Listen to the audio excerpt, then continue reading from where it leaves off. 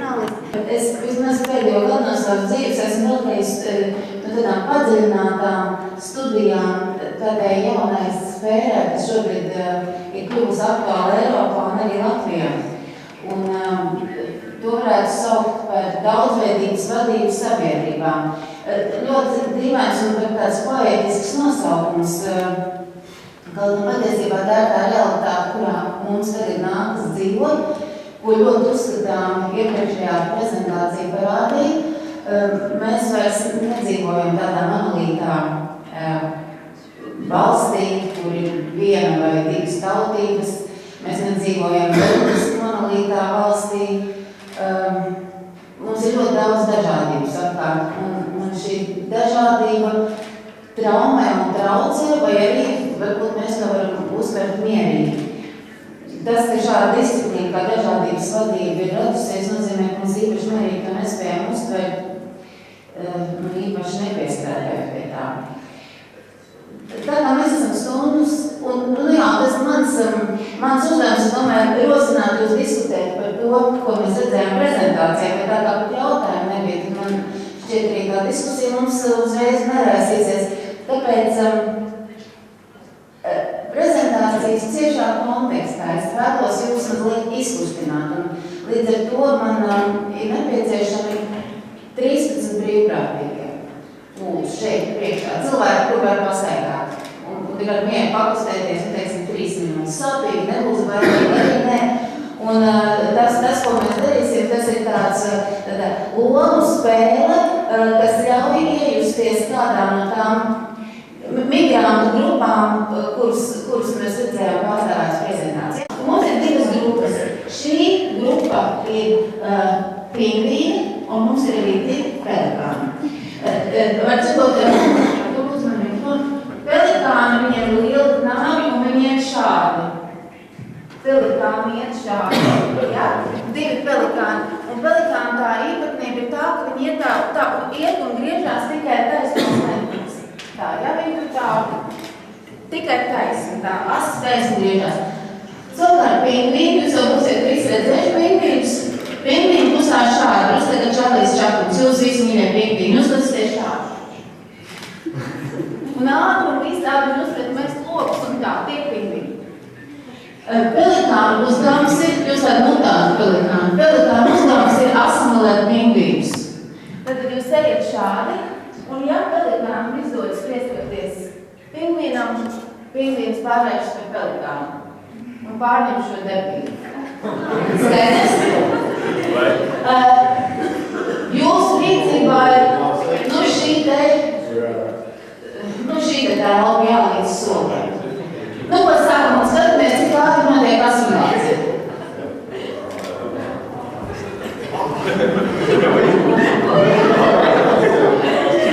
Pingvīnes cīnīties par sanāk dzīvībām. Pelikāni lēnām, iet lēnām. Aktīvi pelikāni iet lēnām. Tā.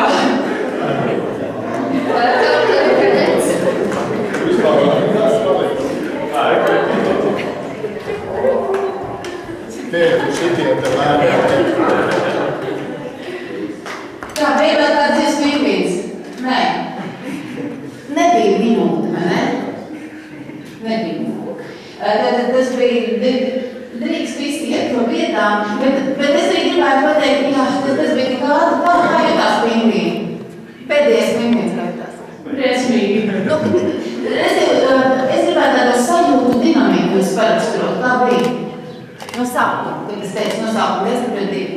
No sākuma smieklīgi, un pēc tam bailīgi. Un pašās beigās, kad jūs tā pēdējo noķēri, tas bija labi. Tā, paldies. Mani samulsināja, cik ārkārtīgi ātri tas notika, jo tad, kad es pati biju pingvīns, tā telpa laikam nebija tik gara, bija platāk, un mēs drusku ilgāk mocījāmies. Un vēl man samulsināja tas, cik jūs ļoti precīzi pateicāt to, ko toreiz arī mēs visi, kas tā spēlē piedalījāmies, sapratām. No sākuma smieklīgi, un plus vēl liekas, viņi 2 tādi ceļamkrāni, kur staigā, un mums ir tik daudz. Un pēc tam bailīgi, tu gribi izmukt, un mēs arī atvieglot, ka tev beidzot noķer, un tev vairs nav jāmocās. Un tad, kad es skatījos to iepriekšējo prezentāciju par to, kā tās lielās naudas un cilvēku masas mūsdienu pasaulē pārvietojās, nu, kaut kāda tāda sajūta smieklīgi vairs nav, laikam ir bailīgi, un es tiešām domāju, ka tiešām pienāks tā atvieglojuma sajūta arī beigās, un kurā gadā tas notiks. Un tad ir tas jautājums, vai tad, ja mēs zinām, kā tas notiek un ar ko viss var beigties, vai ir stratēģijas, kas mums ļauj pienākt pie savādākām beigām, pie citādām beigām, nekā mēs te redzējām šeit ļoti īsajā izkustēšanās variantā.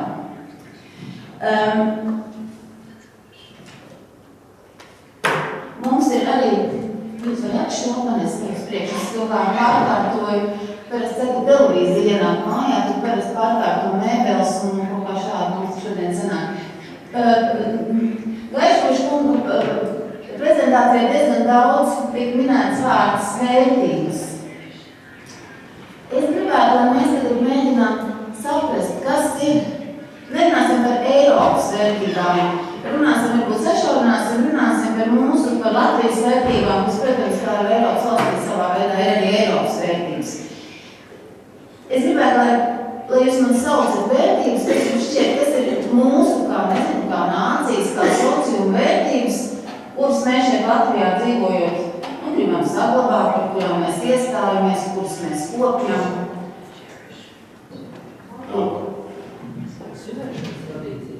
Tāda svinēšana, svētki, ja?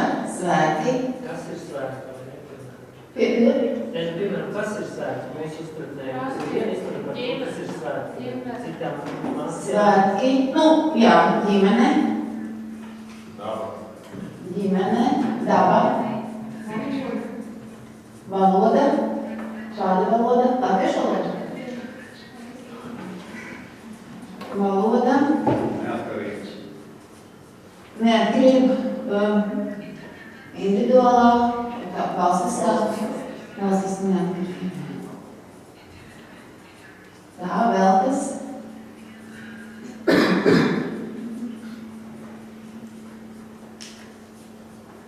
Kas vēl kāda vērtība? Jaunieši. Skaļā lūdzu. Jaunieši. Jaunieši? Jaunieši. Jaunieši, kā vērtība. Izglītība. Labi. Jaunieši. Izglītība. Kas vēl ir mūsu vērtības? Mīlestība. Mīlestība.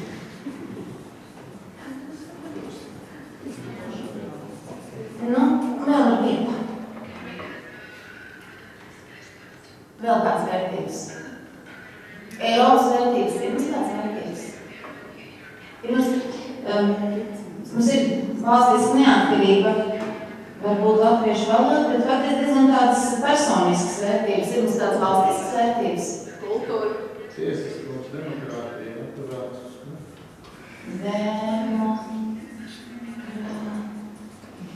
Vēlēšana brīvība. Tiesiskums, tas būtu, ja? Tiesiskums un kultūra. Tā, nu labi. Labi, beidzās, pieņemsim, ka saraksts. Mēs redzējām šīs migrācijas plūsmas, ko mums prezentācija uzzīmēja.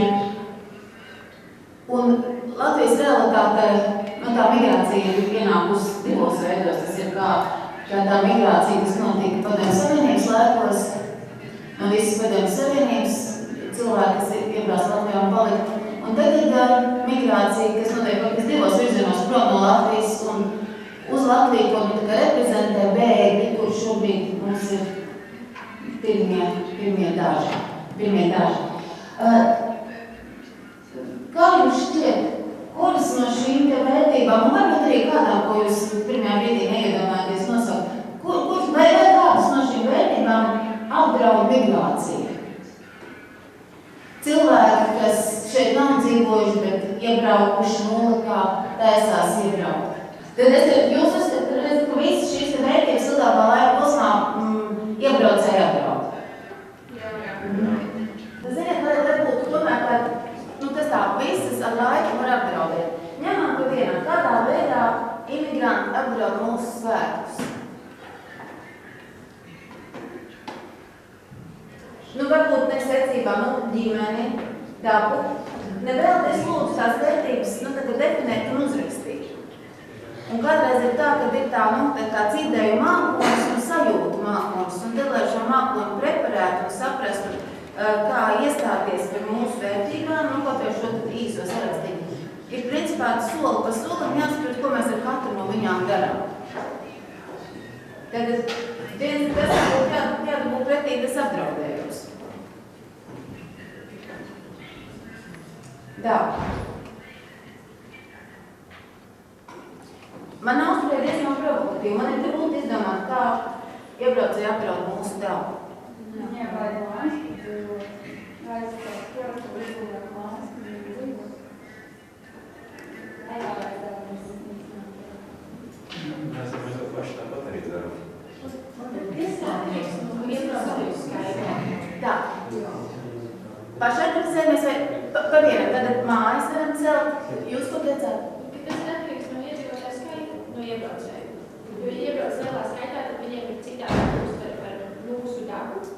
Ja mums, teiksim, meža ir ļoti svarīgi un dārgi, tad viņi to var redzēt citādāk. Tu paskatās fotogrāfijas no tā vietā, kur bija tās nometnes lielās, kur simtiem tūkstošiem ir dzīvojuši vienā vietā, ka tur ir paliek, pēc viņiem ir vienīgi izdāstu tukšs lauks ar atkrastumiem. Valoda. Kas ir notikt ar valodu? Apdraudējums valodai. Kāpēc rodas un kāds?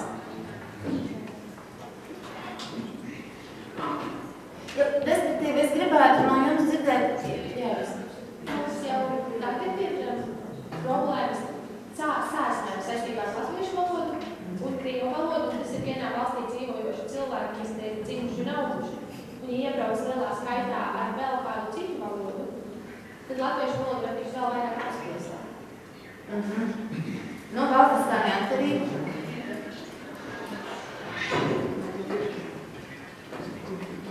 Vai iespējams, ka imigranti apdraud valsts par neatkarību? Ja mēs paliekam miljonus, un viņi ir 3 miljoni, viņi gribēs dibināt savu valsti. Mums valsts ir. Labi, tagad es neiešu uz to sarakstu līdz beigām, jo principā es domāju, ka mēs esam atraduši to kodu, mēs varētu katru to uzrakstījumu atšifrēt, kādā veidā iebraucēji mums to varētu apdraudēt. Es lūgtu, man pašai ļēt, un mūsu tai pieteikumā ir, ka mēs skatīsimies, kas par dodas filmu kas sakās pirmie. Tā filma ir par somāliešu bēgļu grupu, kuri 2006. gadā, parādījās pēkšņi Rīgas centrā un kuri nonāca Svannieku mājās. Faktiski tā ir tā pirmā imigrantu bēgļu grupa, kuri tiešām nevis kādas vienošanās sakarā rezultātā nonāca Latvijā, bet tāpēc viņi šeit nejauši bija nokļuvuši.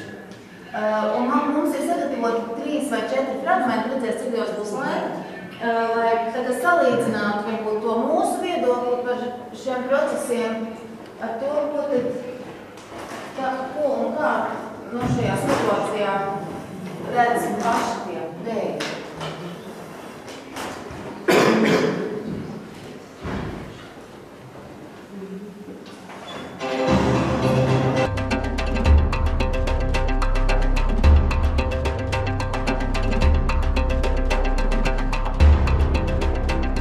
Viņi esot kādam samaksājuši, lai nelegāli ar kravas kuģi varētu nonākt bagātā Eiropas valstī, iespējams kaut kur Skandināvijā, tomēr nokļuvuši jūras otrā pusē.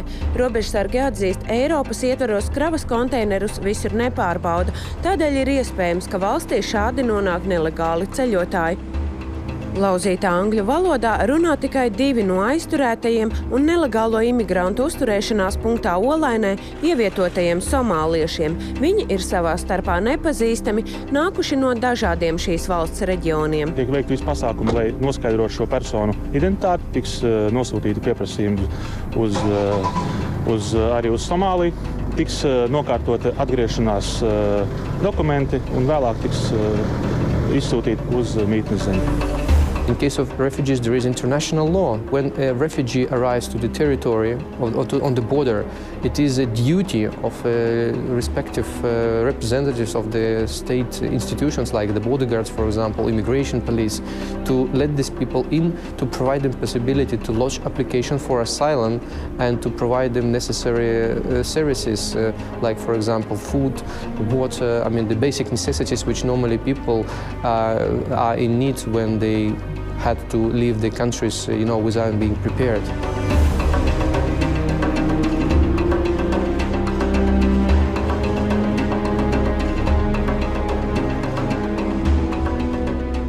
Tad es viņus satiku parkā un domāju, ko lai tagad dara, jo principā viņi bija tad izlaisti no olainas vai izmesti, tā teikt, jo principā vairs nebija juridiski iemesli viņus tur paturēt. Un atbildība robežsardzes beidzās. Ja ir zuduši apstākļi, kas bija par pamatojumu personas aizturēšanai saskaņā ar patvērumu likumu, persona tiek atbrīvota un pārvietota Pilsonības migrācijas lietu pārvaldes patvērumu meklētāju izmitināšanas centra mucinieki. Tā bija svētdiena, nevarēja sazvanīt ne muciniekus, nekas. Tiešām vienkārši nebija nekas pieejams. Mēs pat aizbraucām uz vienu patvērsmi, Maskavas ielā. Es vienkārši mēģināju atrast kaut kādu vietu, kur varētu nakšņot un tā. Viņa mums palīdzēja un viņi sazvanījās, sarunāja, kur mēs varētu palikt, un tā arī viss sākās. Pēdējais, ko es principā iedomājos, ir zvanīt Sarmai, savai draudzenei, kuras tēvs tad ir Juris Cālīts, kurš strādā un darbojās ar zvaniniekiem. Un tad zvaninieki brauc pakaļ. Vēl ir nakts. Un zvana man Sandra un saka, tu esi zvannieku valdes loceklis. Es tev neprasu atļauju, bet es tev tikai informēšu. Pie mums būs somāļu bēgļi. Un man tāds šoks, tāds mērens, un vienīgais jautājums es ceru, ka tas viss ir legāli. Bet pirmdiena nāca, jau Leta mums zvanīja un jautāja, vai tik tiešām pie mums ir nelegālie imigranti. Un otrdien bija klāt robežsardze, kriminālā policija, sabrauc pagalmā. Un bija paredzēts, ka somālieši tiks pārvietoti uz muciniekiem, kur viņiem faktiski vajadzēja atrasties. Un mūsu arguments bija, kāpēc viņiem ir jābrauc tagad uz muciniekiem, viņi ir atraduši zvaniniekus.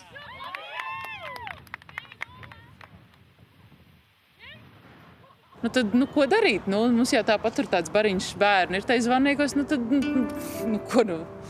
sabīdīsies ciešāk un darīs, ko varēs. Normāli jau viņiem nevajadzēja nonākt uz kujenē, ja mēs tā domājam. Tā ir kaut kas apliecinājums kaut kādai totālai nesakārtotībai, kā var cilvēki atrasties parkā bez kaut kāda paredzējuma, ka viņi kaut kur uzturēsies. Man tas arī nav saprotams, vai ne?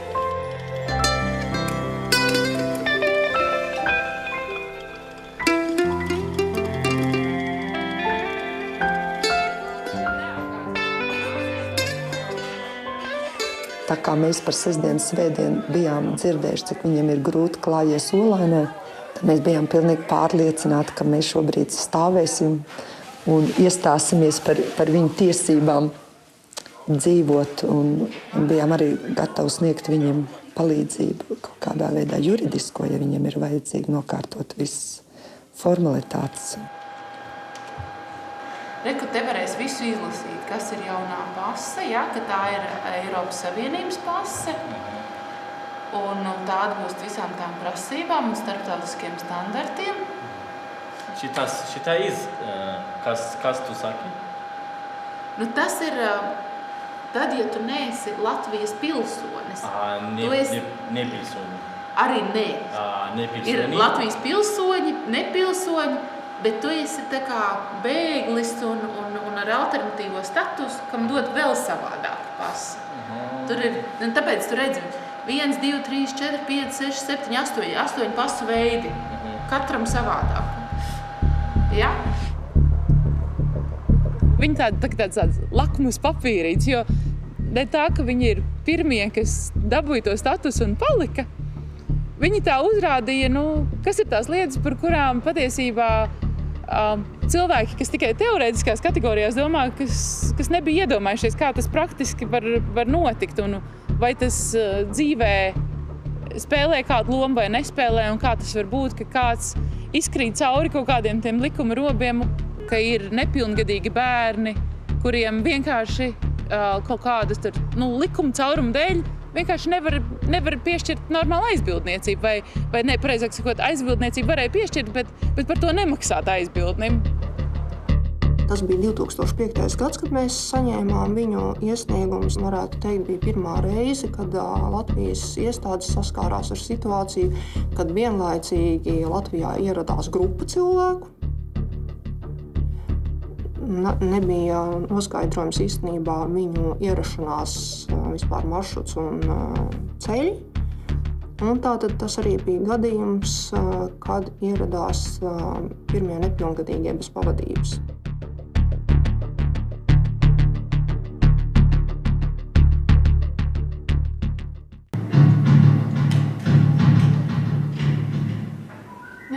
Tad tas pirmais fragmentiņš beidzās. Kā jūs domājat, vai ir iespējams kaut kādā veidā izvairīties no tās migrācijas Latvijā?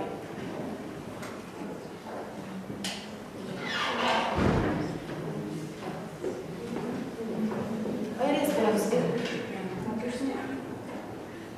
iespējams izvairīties no migrācijas? Jā, vai ir iespējams izvairīties no kā? Dāriem jāprasa, kā jūs domājat, ir iespējams izvairīties?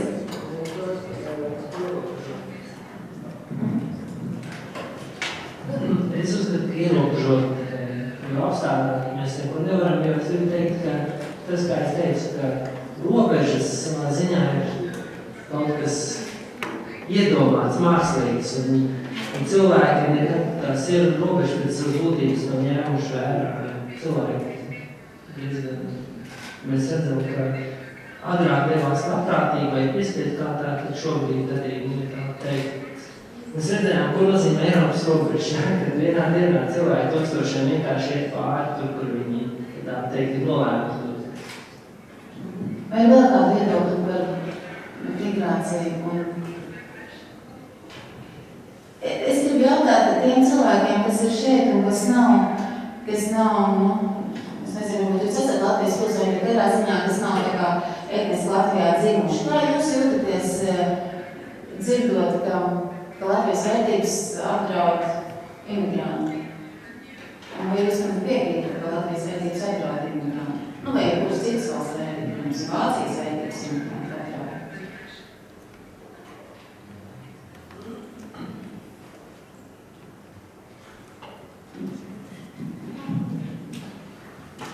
Actually feel bad about that because we think it's partially because of us. We came here to study, not to do something else. After graduating, probably most of us will go home or to some other European countries. Why not stay here? Some of us are thinking, not many. And I don't know, we feel some kind of that, we're feeling that people are thinking bad of us because of migrants, and what else? And and because of our religion, because we're Muslims, they see us like we're Muslim, you're terrorists and stuff. You see, and I think this, like Muslim people here, they have it, like media really influences them, and they do not think themselves, they just say, that's my opinion. How do you think, are you or your colleagues really somehow danger for Latvia? Or such people like this Somalian guys? I don't know, not really, because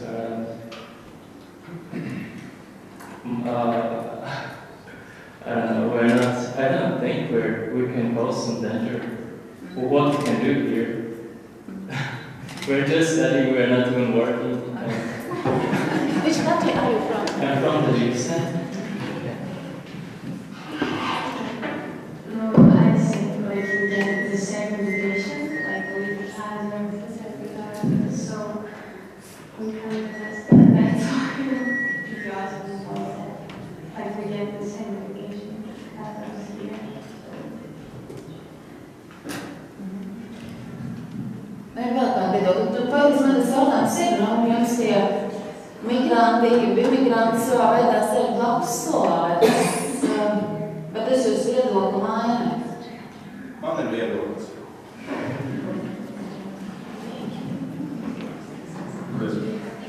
Mans viedoklis ir, ka migranti nevis apdraud, bet var apdraudēt.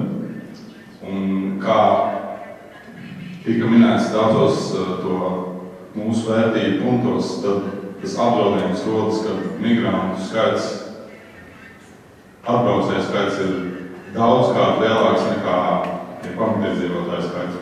Un ņemot vērā tās imigrācijas tendences, tad lielākā daļa imigrantu tēmē uz bagātāko Eiropas galu, uz Skandināviju, Lielbritāniju, Vāciju, Franciju, zemajām valstīm un Benelux.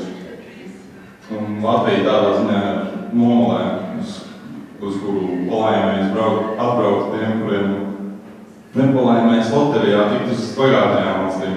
Un tāpēc es domāju, ka imigranti Latvijai ir viens no mazākajiem draudiem, ja tāds vispār. Paldies.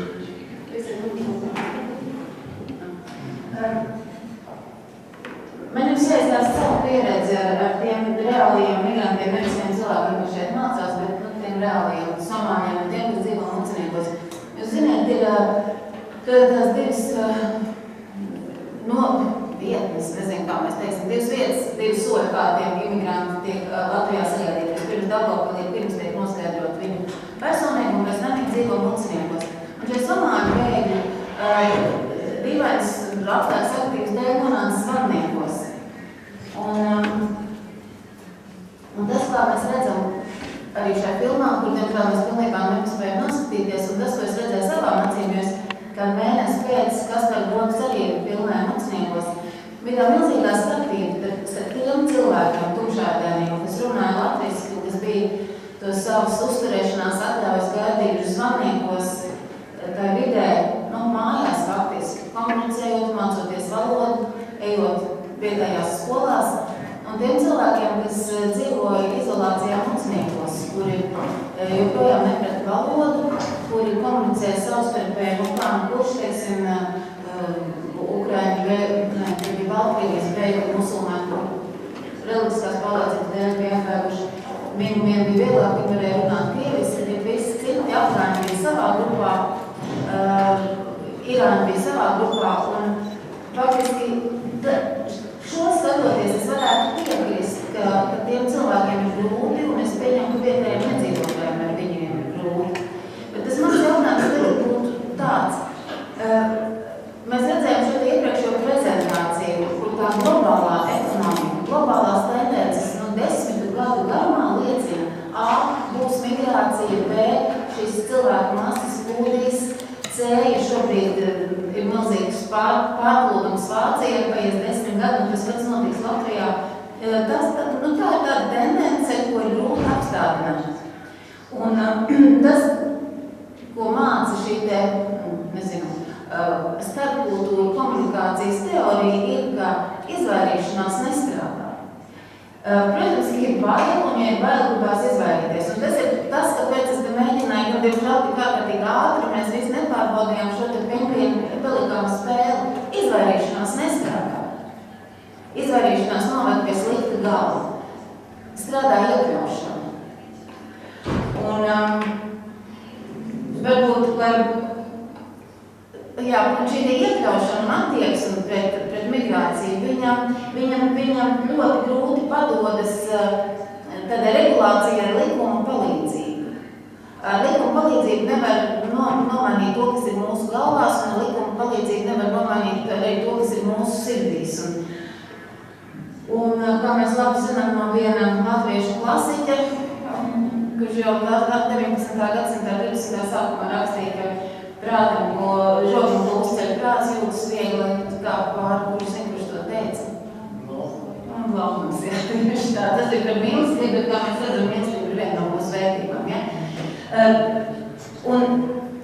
Un lai mainītu to, kas notiek sirdīs un galvās, jāiepazīst pašam sevi. Es jums gribu piedāvāt vienu tādu pētījumu par latviešiem, tāds nelielu ieskatu pētījumā par latviešiem, ko ir veids kāds nīderlandiešu vadības konsultants, faktiski antropologs Girts Hofstede. Kā jūs neesat studējuši viņu darbus vai lasījuši par viņu kaut ko no viņu? Es tad varu rekomendēt Girts Hofstede. Tas ir cilvēks, kas ir kopš 70. gadiem pagājušajā gadsimtā pētījis dažādas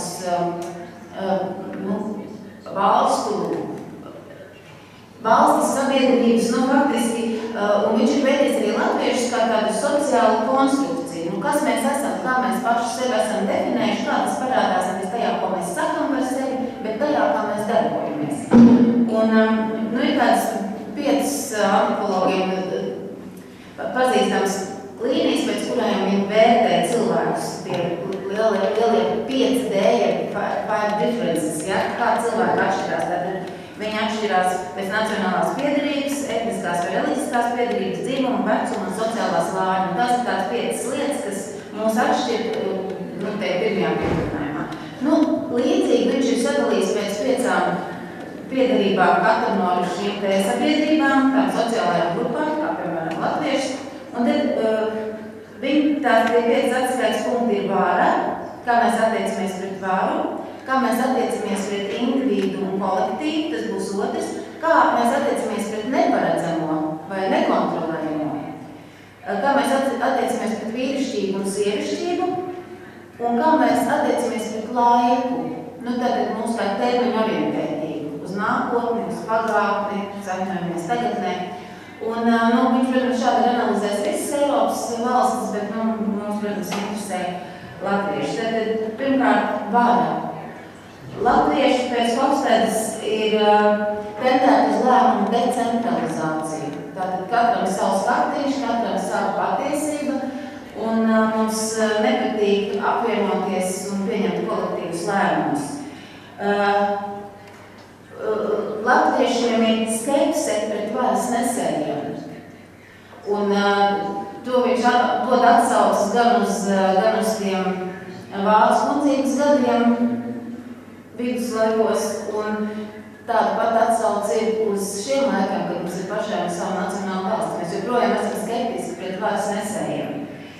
Bet mēs esam paklausīgi varai.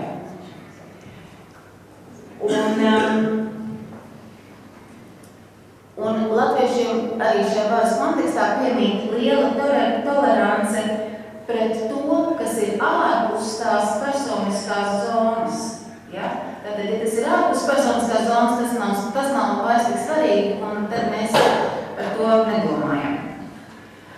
Es vienkārši lasīju šīs Hofstedes piezīmes par latviešiem, un man bija ļoti jādomā arī par to, kā mēs izturamies pret šo pret globālajiem pasaules procesiem. Nākamais tātad, kā mēs izturamies pret individuālo un pret kolektīvo. Tātad mums ir svarīgs individuālais sasniegums, nevis kolektīvais. Darba kolektīvos cilvēki ir orientēti nevis uz to, lai grupa ātrāk virzās uz priekšu, bet lai pats ātrāk virzās uz karjeras kāpnēm. Un šai kontekstā arī latviešiem ļoti asi un tieši spriedumi. Kā mēs esam attiecībās ar neparedzamo, piemēram, migrāciju. Latvieši ir tie, kas raizējas. Mēs ļoti uztraucamies, kad tik nenotiek kaut kas slikts. Un tā kā mēs esam varas paklausīgi, tad mēs arī atbildību deleģējam varai. Tad mums ir ļoti liels bažu līmenis, bet mēs ļaujam, lai priekšniecība vai valdība izlēma mūsu vietā, kas notiek. Un latvieši izvairās no riska un šeit ir vērojams augsts birokrātijas līmenis salīdzinājumā ar citām valstīm. Attiecībā par sieviešu un vīrišķo, tad latvieši ir sievišķīga sabiedrība. Jo antropoloģijā sievišķo saprot to, ka cilvēku patīk sev tādu, kāda viņi ir, un ir orientēti uz dzīves kvalitātes uzlabošanu, uz tādu rūpi par tuvāko apkārtni, bet vīrišķā sabiedrība ir orientēta uz sacensību, konkurenci, uzlabojumiem, tādu progresu. Savukārt latviešiem nepatīk, ja kādu slavē un izceļ, latvieši tendēt uz pašnomiecināšanos. Pieticīgi, baidās aizvainot, negrib izcelties. Un tā kā latviešiem patīk izvairīties no konfliktiem, tad mēs esam nosaukti par relatīvi tolerantiem. 5. punkts ir tā termiņu orientēšanās, tātad, kur mēs esam sakņoti, tagadnē, pagatnē vai nākotnē. Latvieši ir tradīciju zeme, un mēs arī, mums ir vērtībās ir svētki, nezinu, tradīcijas, laikam tieši tā viens nepateica, bet es pieņemu, ka varbūt svētki to simbolizē. Latvieši turas pēc tradīcijām, bet ir arī jāsaprot, turēšanās pie tradīcijām ir stagnācija. Ja? Faktiski mums ir tāda īstermiņa vērtējums skatoties uz priekšu, un mēs ticām vienam pareizajam risinājumam. Nu jā, tas ir īsumā pēc Hofstēdes. Kādi jums ir komentāri, vai jūs viņam piekrītat vai nē? Vai jums šķiet, tas ir ticami, jums šķiet, ka tas ir sakonstruēti, vai jums atpazīstat paši sevi?